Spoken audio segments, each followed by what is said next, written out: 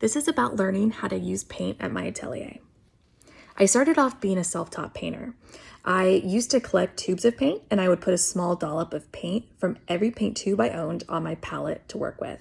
I probably had 20, probably even more colors on my palette.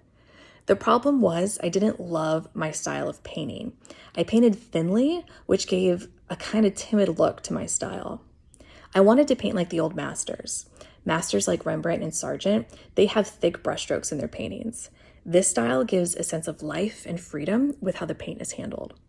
So I went to the Ravenswood Atelier to learn how to handle my paint better. Ravenswood is all about mastery. You master the smallest, simplest thing, and then you can build upon that. Before I was allowed to touch paint, I had to master drawing with charcoal. Ravenswood has another philosophy that you can only paint as well as you can draw, but that's a story for another time.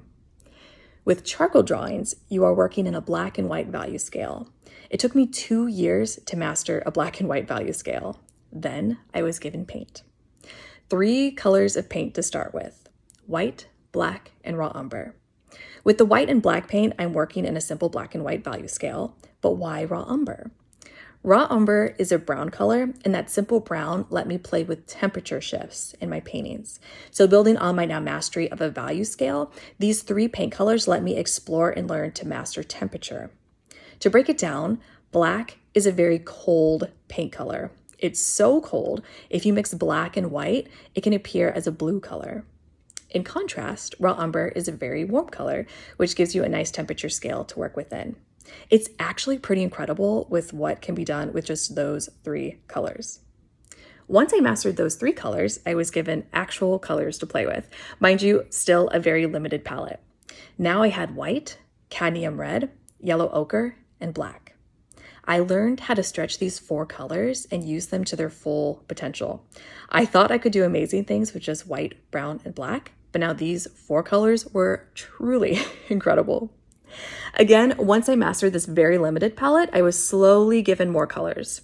I remember getting to add ultramarine blue to my palette. I could finally use an actual blue pigment and not just use black and white with color relativity to give the appearance of blue. This style of learning is definitely hard and even extreme. However, it let me really know the colors on my palette very deeply.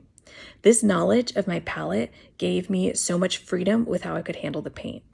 It was understanding my tools at such a deep level that gave me the ability to paint thickly with freedom and life.